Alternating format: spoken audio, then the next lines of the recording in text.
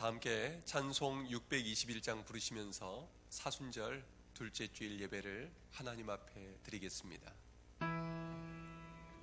찬양하라 내 영혼아, 찬양하라 내 영혼아, 온 마음과 정성 다하여 주 찬양하라.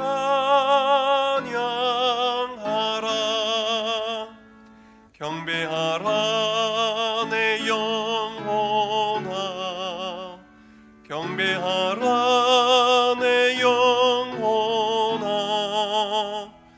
온 마음과 정성 다하여 주 경배하라.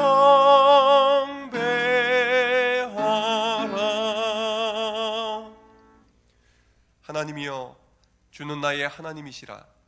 내가 간절히 주를 찾되 물이 없어 마르고 황폐한 땅에서 내 영혼이 주를 갈망하며 내 육체가 주를 앙모하나이다.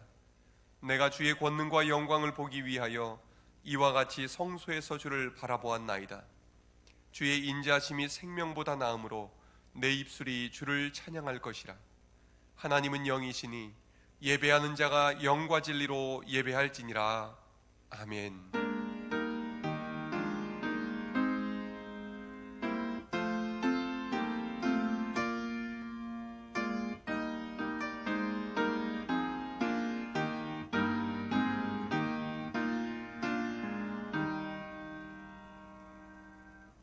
자비하신 주님, 사순절 둘째 주일을 맞이하여 아무런 공로 없는 죄인들이 오직 십자가 은혜만을 바라보며 예배의 자리로 나아옵니다. 코로나19로 인해 각 가정에서 예배를 드리는 저희들 가운데 임재하여 주시옵소서. 이 시간 우리의 영의 눈을 열어주셔서 죄인들을 위해 고난받으신 예수님을 바라보게 하옵소서. 예수님께서 지신 십자가를 나도 지게 하시고 예수님이 걸어가신 고난의 발자취를 나도 따르게 하여 주옵소서. 그리하여 우리의 심령의 구원의 감격이 더욱 깊이 새겨지게 하옵소서. 성삼위 하나님께만 영광 올려드리기를 원하오며 예수님의 이름으로 기원하옵나이다. 아멘. 함께 찬송 298장 드리시겠습니다.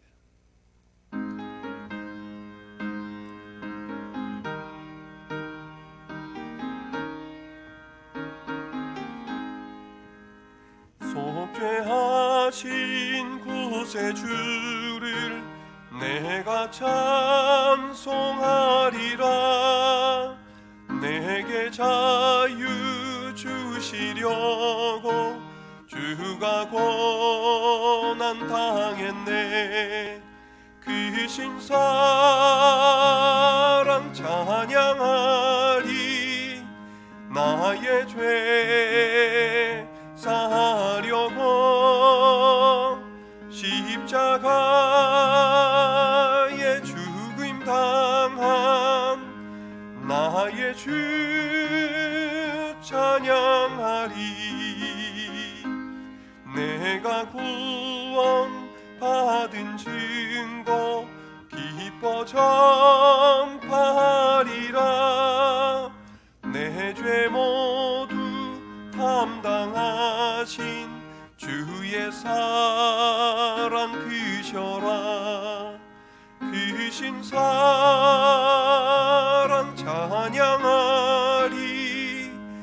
나의 죄 사하려고 십자가에 죽임 당한 나의 주 찬양하리. 승리하신 구세주를 내가 찬송하리라.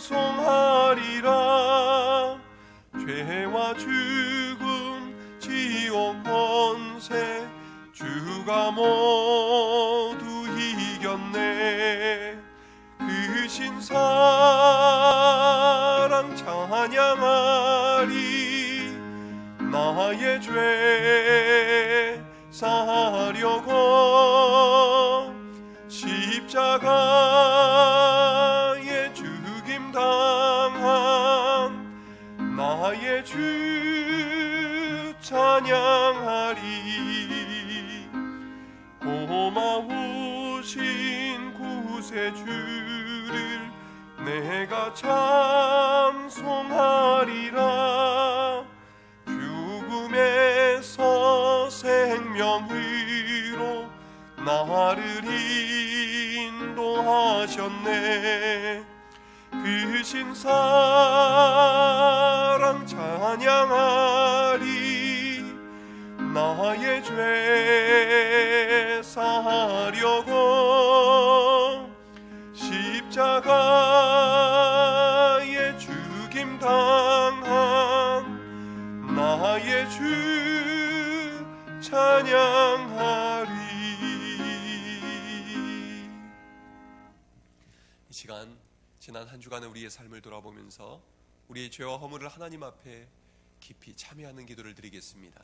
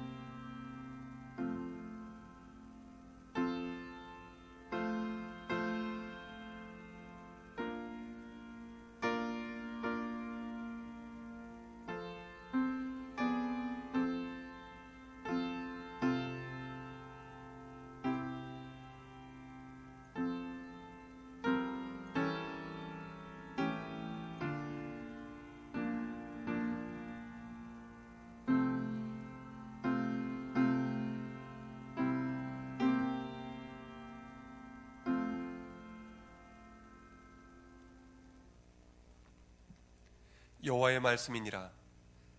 그날 그때에는 이스라엘의 죄악을 찾을지라도 없겠고 유다의 죄를 찾을지라도 찾아내지 못하리니 이는 내가 남긴 자를 용서할 것임이라. 아멘. 함께 사도신경으로 우리의 신앙을 고백하겠습니다. 나는 전능하신 아버지 하나님 천지의 창조주를 믿습니다. 나는 그의 유일하신 아들 우리 주 예수 그리스도를 믿습니다. 그는 성령으로 잉태되어 동정녀 마리아에게서 나시고 본디오 빌라도에게 고난을 받아 십자가에 못 박혀 죽으시고 장사된 지 사흘 만에 죽은 자 가운데서 다시 살아나셨으며 하늘에 오르시어 전능하신 아버지 하나님 우편에 앉아 계시다가 거기로부터 살아있는 자와 죽은 자를 심판하러 오십니다. 나는 성령을 믿으며 거룩한 공교회와 성도의 교제와 죄를 용서받는 것과 몸의 부활과 영생을 믿습니다. 아멘. 함께 교독문 125번 교독하시겠습니다.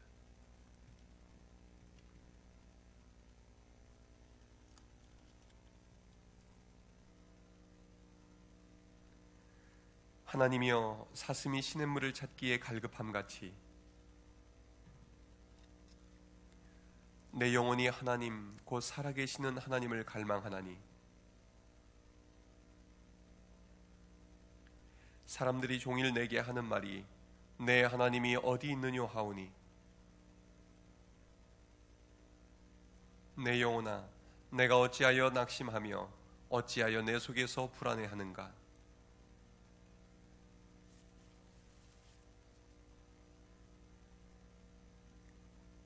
낮에는 여호와께서 그의 인자하심을 베푸시고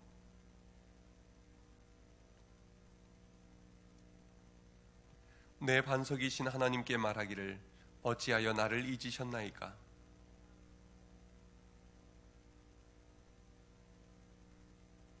내 뼈를 찌르는 칼같이 내 대적이 나를 비방하여 늘 내게 말하기를 내 영혼아 내가 어찌하여 낙심하며 어찌하여 내 속에서 불안해하는가. 너는 하나님께 소망을 두라. 나는 그가 나타나 도우심으로 말미암아 내 하나님을 여전히 찬송하리로다. 아멘. 함께 찬송 292장 부르시겠습니다.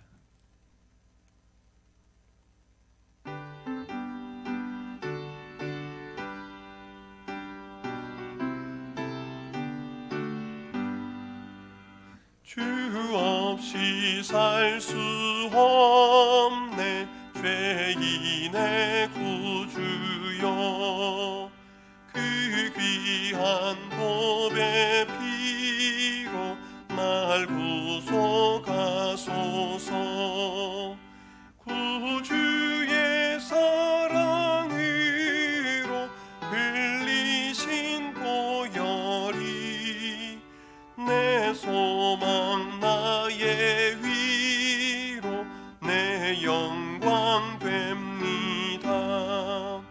주 없이 살 수 없네 나 혼자 못 서리. 힘없고 부족하며 지혜도 없도다. 내 주는 나의 생명 또 나의 힘이라. 주님을 의지하여 지혜를 얻으리. 주 없이 살 수 없네 내 주는 아신다. 내 영의 깊은 간구 마음의 소원을 주밖에 나의 마음 위하라 주리요. 내 마음 위로하사 영원케 하시네. 주 없이 살 수 없네 세월이 흐르고 이 깊은 고독 속에 내 생명 끝나도 사나운 풍랑일 때 날 지켜주시니 내 곁에 계신 주님 늘 힘이 됩니다.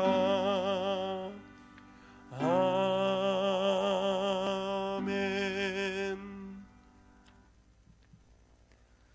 긍휼이 풍성하신 하나님, 우리 주님이 십자가를 향해 걸어가신 그 고난을 묵상하는 이 사순절 둘째 주일에 온 가족이 함께 모여 예배 드립니다. 코로나19로 인하여 온 세상이 불안과 두려움에 떨고 있는 이때 저희는 병아리가 어미 닭의 날개 깃을 파고들듯 주님의 품을 찾습니다. 허물 많고 나약한 죄인들이오나 주님의 크신 자비로 저희를 품어주옵소서.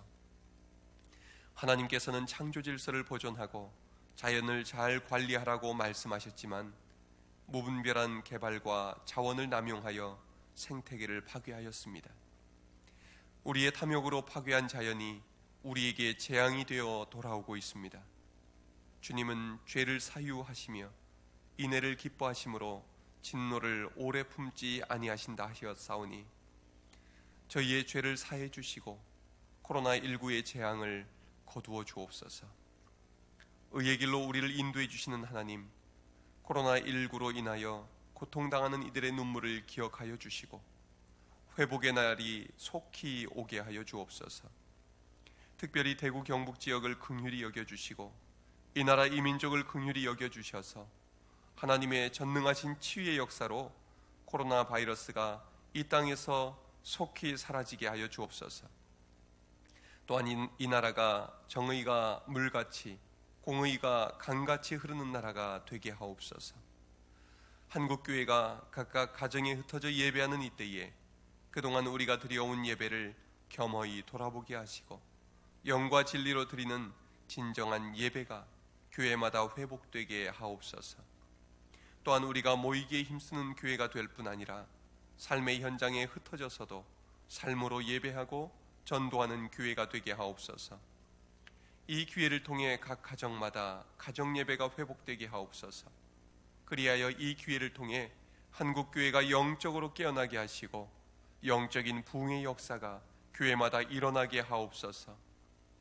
국가적으로 어려움을 당하는 이때에 우리 성도들의 가정을 기억하여 주시고 사업장과 직장에도 은혜를 가득 부어 주셔서 어려운 이 시기를 잘 극복하게 하옵소서. 이 시간 우리에게 들려주시는 말씀을 통해 우리가 힘을 얻고 이 한 주간도 믿음으로 승리하게 하옵소서. 예수님 이름으로 기도하옵나이다. 아멘.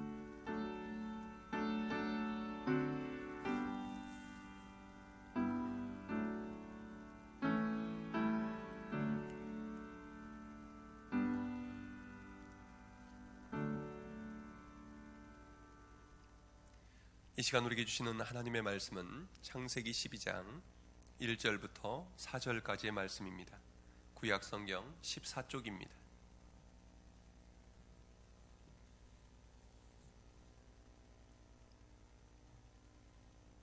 이제 하나님의 말씀을 받들어 읽겠습니다. 하나님의 말씀을 경청하십시오. 여호와께서 아브라함에게 이르시되 너는 너의 고향과 친척과 아버지의 집을 떠나 내가 내게 보여줄 땅으로 가라. 내가 너로 큰 민족을 이루고 내게 복을 주어 내 이름을 창대하게 하리니 너는 복이 될지라. 너를 축복하는 자에게는 내가 복을 내리고 너를 저주하는 자에게는 내가 저주하리니 땅의 모든 족속이 너로 말미암아 복을 얻을 것이라 하신지라. 이에 아브라함이 여호와의 말씀을 따라갔고 롯도 그와 함께 갔으며 아브라함이 하란을 떠날 때에 75세였더라. 아멘. 할렐루야. 사랑하는 성도 여러분, 한 주간 잘 지내셨습니까? 지난주부터 코로나 사태로 인해서 모든 예배를 가정예배로 전환하고 나서 우리 교인들과 함께 예배 드리던 일상이 많이 그리웠습니다. 오늘 많은 한국교회들이 주일 예배를 모이지 않고 가정에서 예배를 드리기로 한 것은 결코 하나님에 대한 신앙이 부족하거나 전염병을 과도하게 두려워해서가 아닙니다. 이 결정은 하나님을 신뢰하기에 성도님들과 또 이웃들을 사랑하는 마음으로 내린 신앙의 결단인 것입니다. 한편에서는 이러한 결단이 한국교회의 위기가 되지 않을까 염려하는 분들이 계십니다. 그러나 역사학자 토인비는 이렇게 말했습니다. 역사적으로 문명이 최고로 발전하는 시기는 평탄할 때가 아니라 고통스러운 때였다. 위기는 각성을 낳고 각성은 참신하고 창조적인 방향을 낳는다.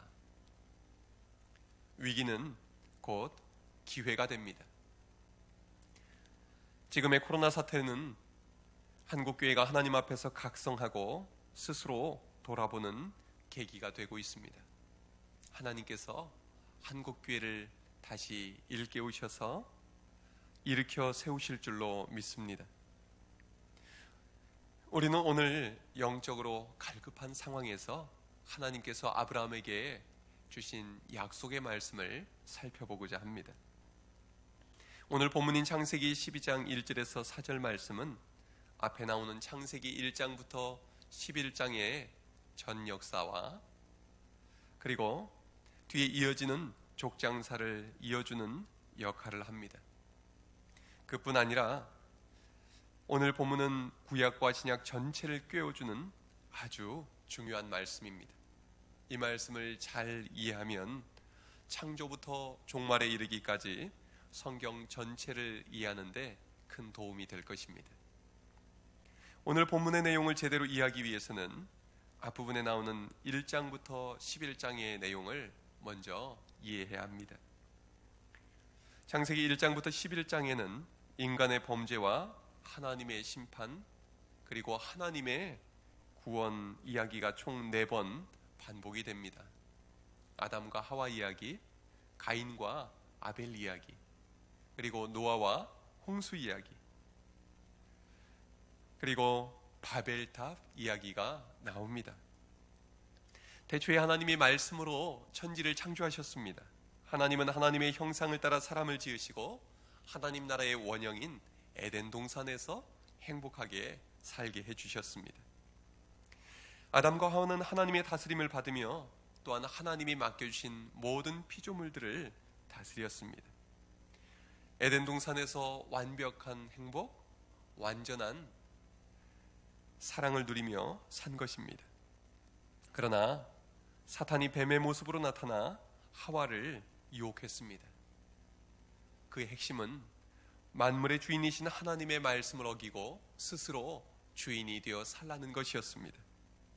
선악과를 따먹은 사건은 선악의 기준을 하나님이 정해주시는 대로 두지 않고 자기 생각에 좋을 대로 살겠다는 선택을 한 것입니다.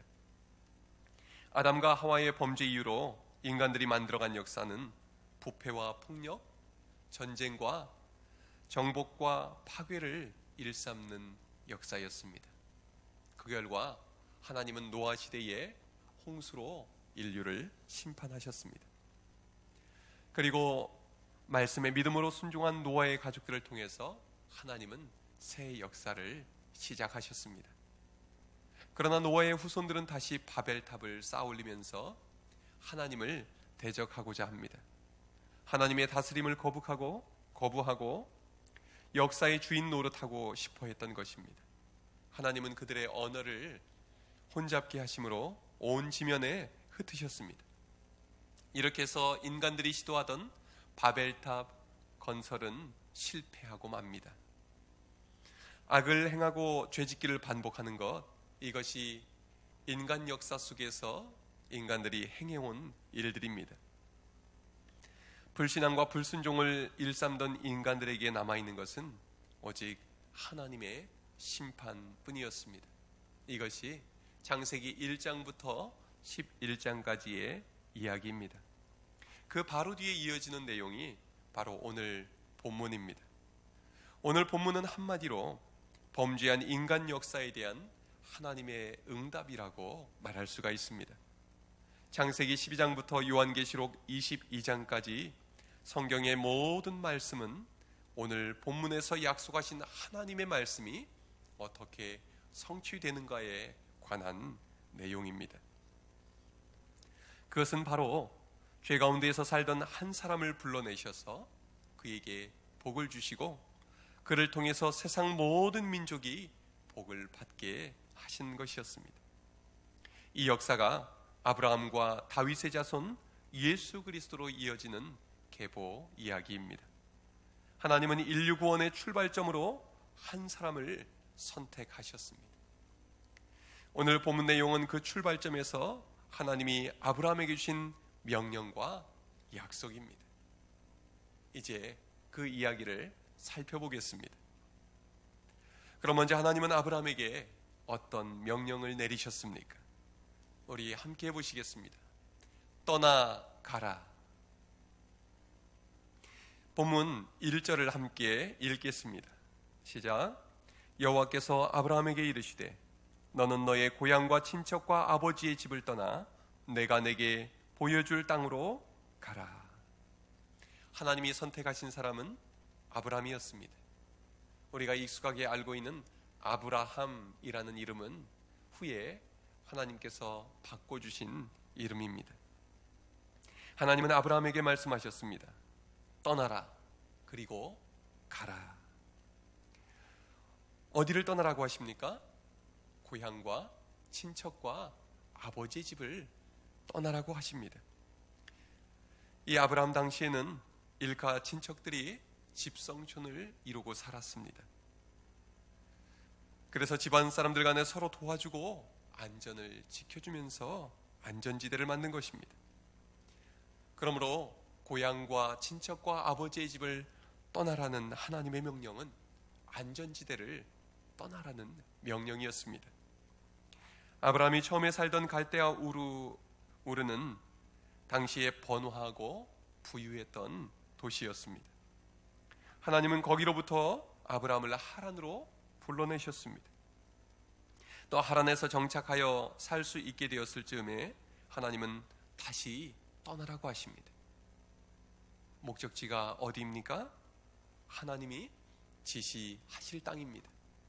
일단 가봐야 알 수 있는 땅이었습니다. 그런데 하나님은 왜 아브라함을 안전지대에서 불러내신 것일까요? 그것은 하나님 없이도 살 수 있는 세계였기 때문입니다. 그리고 오직 하나님을 의지해야만 살 수 있는 땅으로 가라 하신 것입니다.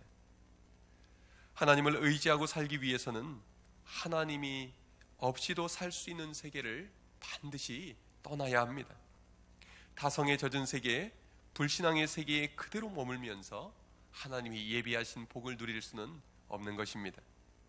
그래서 그런 것일까요? 하나님은 사람들을 한 곳에 계속 머물도록 내버려 두지 않으십니다. 창세기부터 요한계시록까지 성경의 역사는 끊임없이 이동하는 역사입니다. 아담과 하와는 범죄한 이유로 에덴 동산에서 쫓겨났습니다. 그리고 아담과 하와의 후손들은 계속해서 옮겨 다니면서 마을을 만들고 그리고 문명을 건설했습니다. 아브라함도 갈대아 우르를 떠나서 하란으로 그리고 가나안 땅으로 일생 동안 떠돌아다닙니다. 이삭도 야곱도 요셉도 계속 움직입니다. 요셉 때에 애굽에 들어가서 정착해 살던 이스라엘 백성들은 모세의 인도로 광야를 거쳐서 가나안 땅으로 들어갑니다. 가나안 땅에 정착해서 우상을 숭배하며 살아가던 이스라엘 백성들은 다시 바벨론으로 끌려갑니다. 포로 생활을 마치고 다시 유대 땅으로 살아남은 자들이 돌아옵니다. 수백 년의 세월이 지난 뒤에 예수님의 제자들은 예루살렘에서 온 유대로 사마리아로 그리고 땅끝까지 찾아가 복음의 증인이 됩니다. 하나님은 왜 이렇게 끊임없이 움직이며 살아가게 하신 것일까요? 그것은 바로 오직 하나님만 의지하고 살아가게 하시기 위함입니다. 한 곳에 정착해서 살면 하나님 없이도 살아갈 수 있는 기반이 마련됩니다. 사람들은 어디서든 자리를 잡고 나면 자기가 주인 노릇하고 싶어 합니다. 그러나 낯선 곳에서는 주도권을 가질 수가 없습니다. 하나님은 우리가 머물고 싶은 곳에 머무는 대신 하나님이 가라신 곳으로 가기를 원하십니다. 우리 인생의 주인은 우리 자신이 아닙니다. 하나님입니다. 교회의 주인도 하나님이십니다. 이 나라의 주인도 하나님이십니다. 우리가 주인 노릇하려 하면 하나님은 떠나게 만드십니다. 하나님만 주인으로 모시고 살아가게 하시기 위함입니다. 지금 우리는 코로나 사태로 인해서 자의반 타의반으로 가정에서 예배를 드리고 있습니다. 이 상황은 한국교회 역사상 처음 겪는 낯선 일입니다. 그런데 하나님은 우리를 왜 이 상황 속으로 이끄셨을까요? 이 일을 통해서 우리가 깨닫기를 바라시는 것은 무엇일까요? 그동안 한국교회가 주님 대신 스스로 주인 노릇하려 한 적은 없는지 우리는 이 기간을 통해 깊이 돌아봐야 할 것입니다. 또한 하나님은 이 기회를 통해서 우리의 예배를 새롭게 하기를 원하십니다. 주일이니까 습관적으로 드리는 예배가 아니라 정말 갈급한 심령으로 진정한 예배를 드리기를 원하시는 것입니다. 이제 우리는 예전의 모습으로 돌아가서는 안 될 것입니다. 우리가 하나님께 새 마음을 구합시다. 하나님은 이 기회를 통해서 한국교회를 깨우시고 또 우리 그리스도인들이 영적으로 새로워지는 계기가 되게 해주실 줄로 믿습니다. 다음으로 하나님은 아브라함에게 어떤 약속을 주십니까? 우리 함께 해보겠습니다. 너는 복이 될지라. 우리 2절 말씀을 함께 읽겠습니다. 시작. 내가 너로 큰 민족을 이루고 내게 복을 주어 내 이름을 창대하게 하리니 너는 복이 될지라. 아멘. 이 내용은 하나님이 아브라함에게 고향과 친척과 아버지의 집을 떠나 하나님이 지시할 땅으로 가라고 말씀하시면서 주신 약속입니다. 먼저 큰 민족을 이루게 해주겠다고 말씀하십니다. 여기서 큰 민족이라는 말은 큰 나라로도 번역이 가능한 말입니다. 하나님은 지금 75세가 되도록 자식이 없던 아브라함에게 큰 민족, 큰 나라를 이루게 해주시겠다고 약속하십니다. 그런데 하나님의 이 약속은 어떻게 됩니까? 하나님은 아브라함에게 100세의 아들을 주셨습니다. 이삭에게는 에서와 야곱 두 아들을 주셨습니다.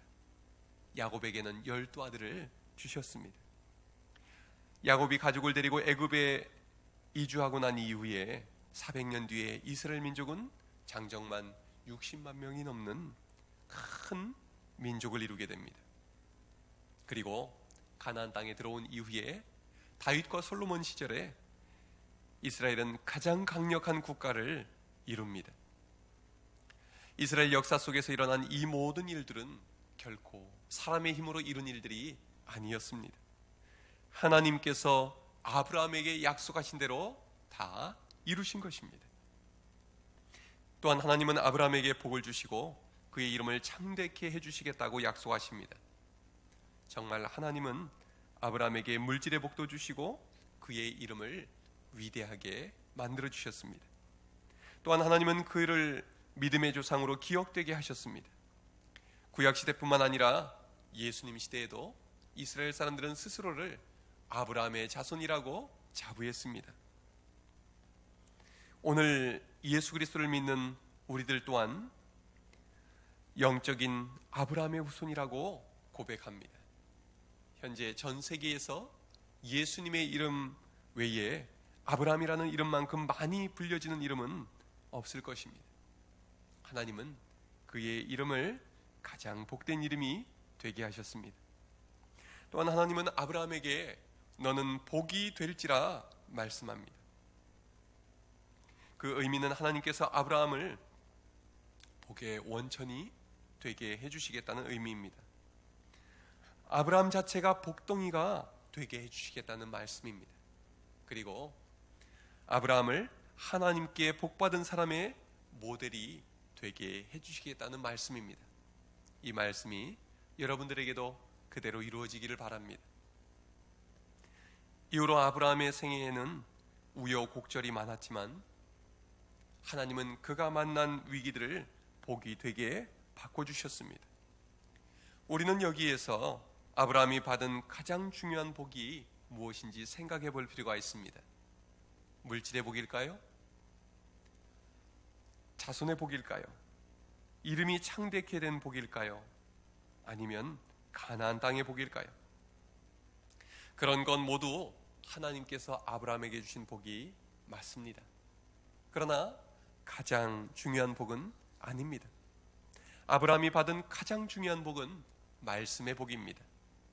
하나님께서 아브라함에게 주신 말씀을 그의 일생 동안 이루어 주셨습니다. 하나님은 이 약속 후에 아브라함이 마침내 가나안 땅에 들어가게 해주셨습니다. 하나님은 약속하신 말씀대로 100세에 마침내 아들을 주셨습니다. 하나님은 마침내 아브라함의 자손들이 큰 민족을 이루게 하셨습니다. 그리고 하나님은 마침내 아브라함의 자손 중에서 예수 그리스도를 태어나게 하셨습니다. 그리고 예수님을 통해서 세상의 모든 민족들이 복을 받고 하나님의 자녀가 되게 하셨습니다. 태초에 하나님이 말씀하신 그 모든 것이 그대로 이루어진 것처럼 하나님이 아브라함에게 주신 말씀 또한 그대로 이루셨던 것입니다. 그러므로 하나님의 말씀이 복인 것입니다. 하나님의 말씀은 믿고 순종하는 자들에게 복이 됩니다. 아브라함은 75세에 하나님의 말씀을 믿고 따라갔습니다. 모세는 80세에 하나님의 말씀에 순종했습니다. 갈렙은 85세에 하나님의 말씀을 믿고 순종했습니다. 반면 사무엘은 어려서부터 하나님의 말씀을 듣고 순종합니다. 다윗과 다니엘은 청소년 때부터 하나님의 말씀에 순종했습니다. 그러고 보면 성경에서 나이는 결코 중요하지 않습니다. 하나님의 말씀을 믿고 순종하는 자에게 말씀대로 이루어 주시는 것입니다. 말씀에 순종하는 것은 하나님의 다스림을 받는 것입니다. 우리가 말씀에 순종하여 하나님의 다스림을 받을 때 에덴 동산에서처럼 하나님의 놀라운 은혜와 복이 우리에게 그대로 이루어지는 것입니다. 우리 교회는 지난 수요 기도의 이후로 목요일부터 90일 성경 통독을 시작했습니다. 창세기부터 한 장 한 장 읽으면서 하나님의 말씀이 우리에게 진정한 복임을 계속 확인하게 됩니다. 오늘 오후 찬양 예배 때는 4일째 성경 통독을 진행할 것입니다. 매일 30분 정도가 성경 통독에 참여하고 댓글을 남기고 있습니다. 이 은혜의 잔치 말씀의 복을 받는 자리에 여러분을 초대합니다. 90일간 말씀 통독 기간에 하나님께서 말씀으로 우리를 새롭게 부어주시고 우리를 새롭게 빚어주시고 놀라운 은혜를 부어주실 줄로 믿습니다. 아직 참여하지 못하는 분들도 오늘부터 함께 참여해 주시면 감사하겠습니다. 마지막으로 하나님은 아브라함에게 어떤 약속을 주십니까? 함께 해봅시다. 만민이 복을 받으리라. 우리 3절을 함께 읽겠습니다. 시작. 너를 축복하는 자에게는 내가 복을 내리고 너를 저주하는 자에게는 내가 저주하리니 땅의 모든 족속이 너로 말미암아 복을 얻을 것이라 하신지라. 3절의 마지막 구절, 땅의 모든 족속이 너로 말미암아 복을 얻을 것이라. 이 말씀은 하나님이 아브라함을 그의 고향과 친척과 아버지의 집으로부터 불러내신 이유를 말해줍니다. 아브라함 혼자 복받고 잘 먹고 잘 살게 하시려는 것이 아니었습니다. 아브라함과 그 자손을 통해서 땅의 모든 사람이 복을 받게 하시려고 하나님은 아브라함을 부르시고 복을 주셨던 것입니다. 이 말씀이 얼마나 중요한지 창세기에서 5번이나 반복이 됩니다. 아담과 하와의 범죄 이후로 창세기 3장부터 11장까지 인간들은 끊임없이 반역과 죄악의 역사를 반복했습니다. 그러나 하나님은 아브라함을 택하시고 그를 통해서 모든 인류에게 복을 주시겠다고 말씀하십니다. 그러므로 창세기 12장부터 요한계시록까지의 이야기는 반역하고 범죄한 인간들에게 복을 주시려는 하나님의 이야기입니다. 이것이 기독교 복음의 핵심입니다. 너를 축복하는 자에게는 내가 복을 내리고 너를 저주하는 자에게는 내가 저주하리니 말씀하십니다. 하나님은 이 땅에서 저주하는 자들이 사라지고 축복하는 자들로 가득 차기를 바라셨던 것입니다. 하나님은 아담과 하와의 범죄로 인해 저주받은 이 땅에서 서로 축복하며 하나님 나라를 이루어가게 하시려고 아브라함을 선택하신 것입니다. 아브라함의 사명은 축복하는 것입니다. 그리고 하나님이 자신에게 주신 복을 마음껏 나누며 사는 것입니다. 아브라함의 자손들도 마찬가지입니다. 하나님은 아브라함의 자손들을 만나는 사람들마다 복을 받게 하셨습니다. 야곱이 외삼촌 라반의 집에 들어가게 되었을 때 라반의 집안이 복을 받게 됩니다. 요셉이 바로의 궁전에 들어가니 바로와 온 애굽이 복을 받습니다. 이방 여인 루시 보아스를 만나니 복을 받습니다. 다윗이 이스라엘의 왕이 되니 온 나라가 복을 받습니다. 그리고 요나가 니느웨에 가니 니느웨 사람들이 회개하고 구원받는 복을 받습니다. 바벨론과 바사 제국이 다니엘로 인해서 복을 받습니다. 아브라함을 통해서 약속된 복은 그의 후손으로 태어나신 예수 그리스도를 통해서 온 세계에 실현이 됩니다. 예수님은 마태복음 28장 18절부터 20절에 이렇게 말씀하셨습니다. 너희는 가서 모든 민족을 제자로 삼아 아버지와 아들과 성령의 이름으로 세례를 베풀고 내가 너희에게 분부한 모든 것을 가르쳐 지키게 하라. 여호와 하나님이 아브라함에게 하신 말씀, 너희의 고향 친척 아버지의 집을 떠나 가서 모든 민족에게 복이 되라 하신 말씀은 예수님을 통해서 가서 모든 민족으로 제자를 삼아라, 내가 너에게 분부한 모든 것을 가르쳐 지키게 하라 하신 말씀으로 이어졌던 것입니다. 예수님은 구원의 복음이 예루살렘부터 땅끝까지 세상 모든 족속에게 전파되기를 원하셨습니다. 온 세상 사람들이 하나님의 다스림을 받으며 하나님이 주시는 복을 누리며 살아가기를 원하셨던 것입니다. 이 이야기의 완성은 요한계시록 7장 9절부터 10절에 나옵니다.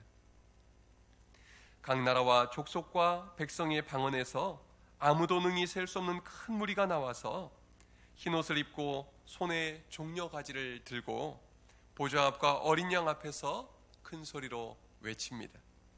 구원하심이 보좌에 앉으신 하나님과 어린 양에게 있도다. 저는 지금 우리나라 상황에 대해서 생각해 봤습니다. 대한민국이 요즘 잘 나가고 있었습니다. 봉준호 감독이 미국 오스카 영화제를 비롯해서 세계 수많은 영화제에서 상을 휩쓸었습니다. BTS 방탄소년단이 한국 노래로 전 세계에 열풍을 일으키고 있었습니다. 그리고 대한민국 제품은 세계 곳곳에서 최고라는 인정을 받고 있었습니다. 한류 열풍이 요즘처럼 뜨겁고 대한민국 사람들이 요즘처럼 지구상에서 환영받던 때가 없었던 것 같습니다. 그런데 지금은 어떻습니까? 코로나19 사태로 인해서 순식간에 모든 상황이 뒤바뀌었습니다. 한국인 입국 금지 국가가 43개국, 그리고 그 나라들을 포함해서 한국발 입국을 통제하고 있는 나라가 100나라가 넘는다고 합니다. 한국 사람들을 그렇게 좋아하던 나라들까지 한국 사람들을 경계하고 오지 말라고 하고 있는 것입니다. 어쩌다가 이런 일이 일어난 것일까요? 거기에는 하나님의 뜻이 있다고 생각이 됩니다. 우리나라는 우리 힘으로 오늘 이 자리까지 올라오게 된 것이 아닙니다. 하나님께서 우리나라에 이렇게 많은 복을 주신 이유는 받은 복을 나누며 살게 하시기 위함입니다. 그러나 우리나라가 살만해지니까 목에 힘이 들어가고 또 다른 나라에서 온 노동자들에게 무시하고 학대했습니다. 겸손하지 못하고 교만해진 것입니다. 하나님은 교만한 자들을 가장 싫어하십니다. 이번 코로나 사태는 하나님께서 우리를 겸손히 낮추시고 섬기는 자의 사명을 제대로 감당하게 하시기 위해서 주신 시련이라고 생각이 됩니다. 우리가 회개하고 돌이키면 하나님은 우리를 통해서 세계 모든 나라들이 우리나라를 통해 복을 받게 하실 것입니다. 스가랴 8장 13절 말씀입니다. 유다 족속아, 이스라엘 족속아, 너희가 이방인 가운데에서 저주가 되었었으나 이제는 내가 너희를 구원하여 너희가 복이 되게 하리니 두려워하지 말지니라. 손을 견고하게 할지니라. 이스라엘 역사 속에서도 우상을 숭배하며 세계 여러 민족 가운데에서 이스라엘 민족이 저주거리가 되고 조롱거리가 된 적이 있었습니다. 그러나 하나님은 예수님을 그 땅에 보내주셔서 결국 이스라엘이 세계 모든 민족 가운데에 복이 되게 하셨습니다. 하나님은 이 코로나 사태가 결국은 우리나라에도 복이 되게 하실 것입니다. 우리가 신앙적으로 영적으로 더욱더 건강하게 만들어 주실 것입니다. 그리고 우리나라의 극복 사례가 세계 다른 나라들에도 좋은 본보기가 되게 하실 것입니다. 우리나라가 다른 나라들에게 기여하는 바가 크게 하실 것입니다. 여러분, 코로나 바이러스로 인해서 몸도 마음도 영적으로도 위축되지 마시기 바랍니다. 조심은 하되 두려워하지는 맙시다. 하나님의 말씀을 사랑하고 말씀으로 힘을 얻읍시다. 그리고 말씀에 순종함으로 하나님이 주신 복을 누리며 삽시다. 이렇게 어려운 때일수록 가족들 간에, 또 교인들 간에, 또 이웃들에게 따뜻한 말을 전하고 우리의 마음을 나눌 수 있기를 바랍니다. 또한 하나님이 아브라함을 통해서 우리에게 주신 선교의 사명을 기억하면서 하나님이 우리에게 주신 복을 이웃들과 나누면서 서로에게 복이 되어 살아가시는 여러분들이 되시기를 주님의 이름으로 축원합니다. 기도하겠습니다. 하나님 아버지, 오늘 아브라함에게 주신 이 약속의 말씀이 우리들에게도 그대로 이루어지게 하여 주시옵소서. 우리가 타성에 젖어 있던 그 자리에서 떠나 하나님만 의지하고 사는 인생 되게 하여 주시고, 하나님의 말씀이 우리에게 복이 되게 하여 주시옵소서. 또 하나님께서 우리에게 주신 이 말씀의 복, 또 하나님이 우리에게 주신 그 모든 복을 나누고 전하며 살아가는 우리들 되게 하여 주시고, 한국교회가 되게 해주시고 대한민국이 되게 하여 주시옵소서. 이 모든 말씀을 예수님 이름으로 기도하옵나이다. 아멘. 이 시간은 함께 505장 부르시면서 준비하신 예물을 하나님 앞에 드리시겠습니다. 여러분들 이 시간 드리신 예물은 지난 주일에 드린 예물과 함께 이제 우리가 교회 나와서 예배 드리게 될 때 하나님 앞에 드리시면 되겠습니다. 우리 함께 505장 부르시면서 예물 드리겠습니다.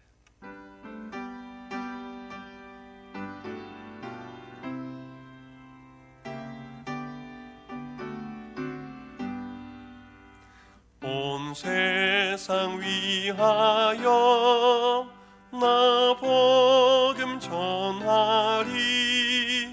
만 백성 모두 나와서 주 말씀 들으라.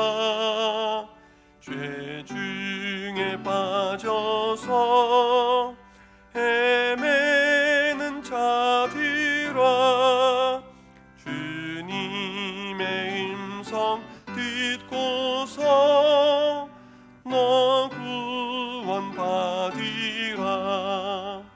전하고 기도해 매일 증인 되리라. 세상 모든 사람 다 듣고 그 사랑 알도록 온 세상 위하여 이 복음 전하리. 저 죄인 회개하고서 주 예수 믿으라. 이 세상 구하려 주 돌아가신 것 나 증거하지 않으면 그 사랑 모르리. 전하고 기도해 매일 증인 되리라. 세상 모든 사람 다 듣고 그 사랑 알도록 온 세상 위하여 주 은혜 임하니. 주 예수 이름 힘입어 이 복음 전하자. 먼 곳에 나가서 전하지 못해도 나 어느 곳에 있든지 늘 기도 힘쓰리. 전하고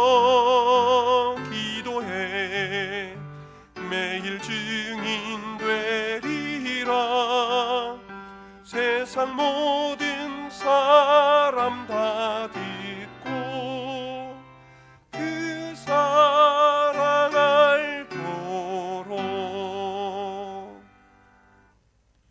예물 위해 기도하겠습니다. 하나님 아버지, 코로나 바이러스로 인해 모두가 고난의 시간을 보내는 이때에 한 주간 우리와 함께 해주시고 지켜주셨다가 오늘 함께 예배드리게 하심을 감사드립니다. 각자의 일터와 가정에서 최선을 다해 견디고 있지만 쉽지 않습니다. 우리를 불쌍히 여겨주시고 우리의 가정과 생업에 넘치는 은혜를 부어 주옵소서. 이 시간 함께 방송으로 예배를 드리며 우리의 마음과 정성을 다해 예물을 드립니다. 이 예물을 기쁘게 받아주시고 10배, 100배, 만배로 갚아 주시옵소서. 우리의 삶에 기쁨과 감사거리를 더하여 주시고 또 평안을 더하여 주시옵소서. 이 모든 말씀을 예수님 이름으로 기도하옵나이다. 아멘. 할렐루야. 오늘 교회 소식을 말씀드리도록 하겠습니다.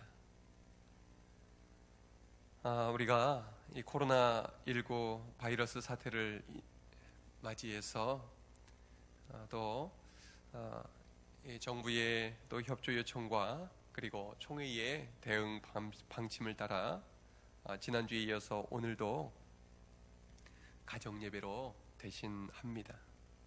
오늘 오후 예배 그리고 또 새벽 예배, 수요 기도회 모두 이게 방송으로 대신을 할 테니까요. 함께 참여해 주시기를 바랍니다. 다음 주일은 큰 변수가 없으면 가능하면 모이려고 좀 마음을 먹고 있습니다. 예배 가능 여부는 오늘 오는 금요일까지 결정해서 또 모든 교인들에게 문자로 연락드리도록 하겠습니다. 90일 성경 통독이 매일 진행되고 있습니다. 지금 30분 이상 매일 같이 읽고 계시고 또 50분 가까이가 카톡방에 묶여서 함께 참여해주고 계신데요. 새롭게 우리 교인들 동참하기 원하시는 분들은 교회 사무실이나 우리 교역자들에게 연락을 해주시기 바랍니다. 그러면 카톡방에 묶어드리고 또 계속해서 90일 성경 통독을 통해서 부어주시는 은혜를 나누도록 하겠습니다. 지금 코로나19로 인해서 교회 내에 있는 모든 모임을 자제하고 있습니다. 우리 성도님들께서도 손 씻기와 마스크 쓰기 그리고 외출 및 모임 자제에 적극 협력해 주시기를 바랍니다. 이번 한 주간도 하나님의 말씀으로 승리하시고 은혜 가운데 지내시기를 바랍니다. 그러면 이제 433장 찬송 부르시고 오늘 예배를 마치도록 하겠습니다.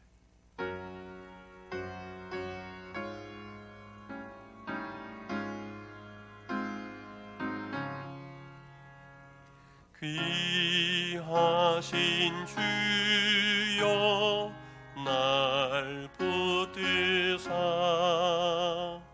주께로 날마다 더 가까이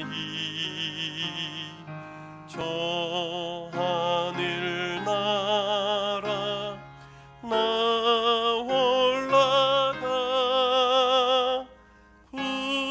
구주의 품 안에 늘 안기어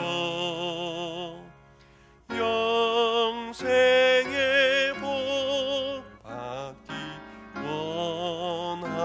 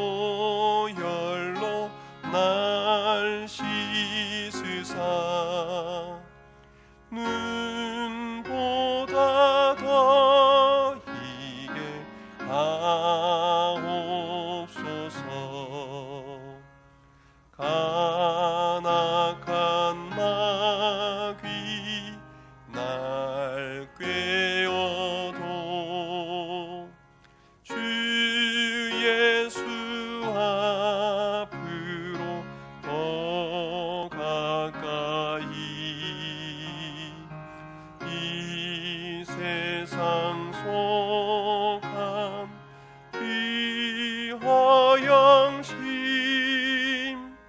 또 주한 생각을 다 버리니